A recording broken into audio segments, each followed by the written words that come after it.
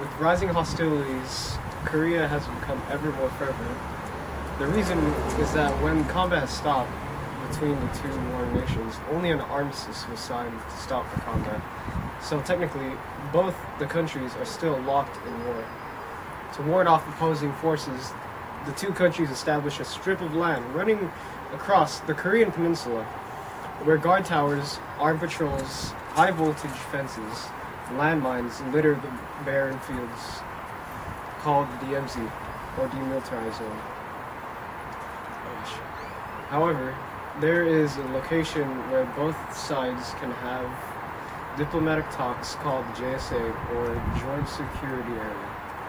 But even this place, where violence must be contained, only so much can be balled up. As of yesterday, August 18, 1976, a homicide was committed by the North Koreans where 20 guards armed with clubs and batons said, "Kill the bastards," commenced to assault the group of U.S. troops for stepping into North Korean lands trying to cut down a poplar tree because it was obscuring the view.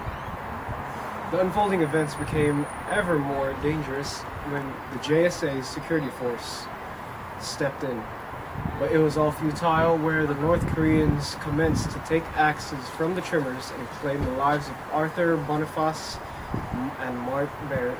After the unfortunate event, the CIA considered a preemptive attack by the North Koreans and advised the camped U.S. troops to DEFCON 3, meaning air forces are ready to mobilize within 15 minutes. But the president of South Korea advised not to initiate on an attack.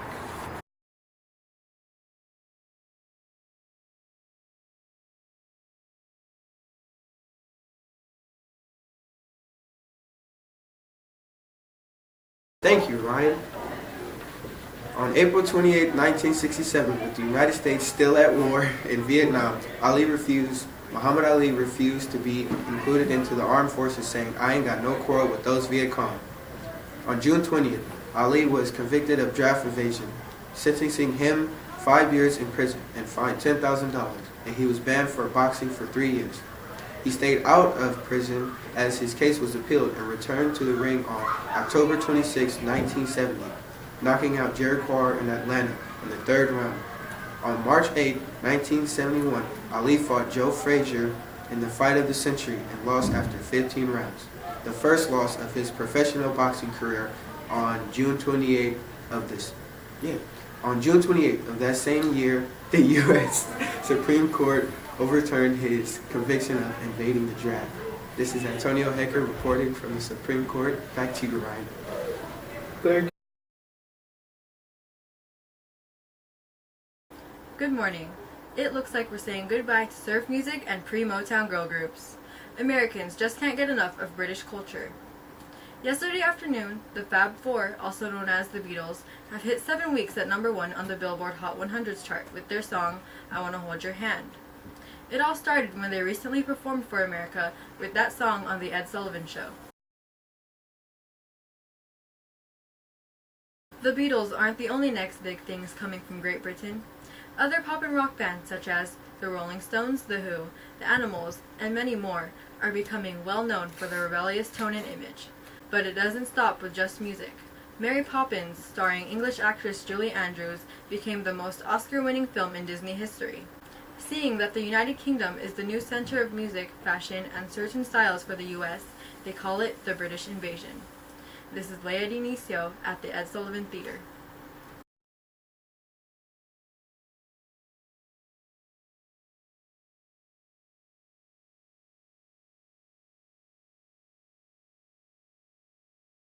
Today was a solemn day for the families passengers aboard the Korean passenger airplane 007, where it was attacked and destroyed by Soviet Su-15 interceptor airplane.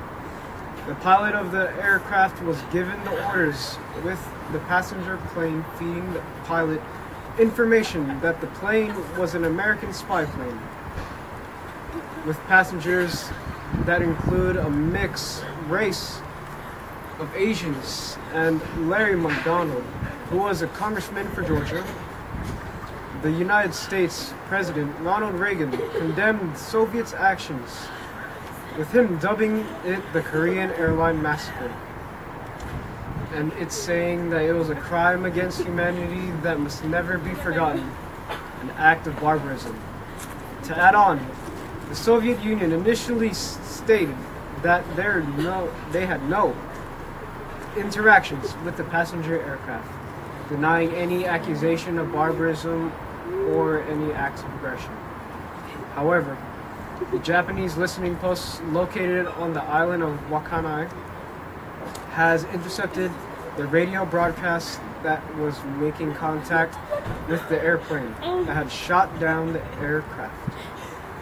The Japanese had intercepted the conversation between General Anatoly Kornikov, commander of the Sokol Air Base, and Titon Veen, last name unknown, pilot of the Soviet aircraft that shot down the 007.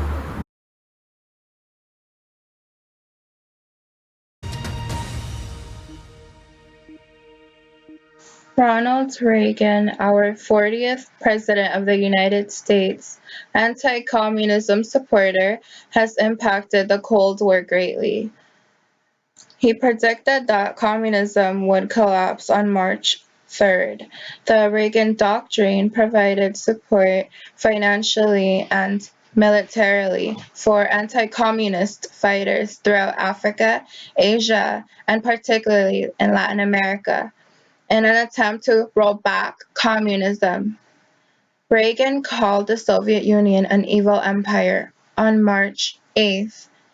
The Soviet Union accused the new US president of thinking only in terms of confrontation. In March 1983, Reagan introduced the Strategic Defense Initiative, a defense project. Reagan's SDI program shocked the Soviet Union, who were unable economically to match the US in Reagan's rapid escalation of the arms race. He believed that this defense shield could make nuclear war impossible. Because of this belief, David Jurgen, former aide to President Reagan, believes that in retrospect, SDI hastened the end of the Cold War. Ronald Reagan pursued his vision of a nuclear-free world aboard.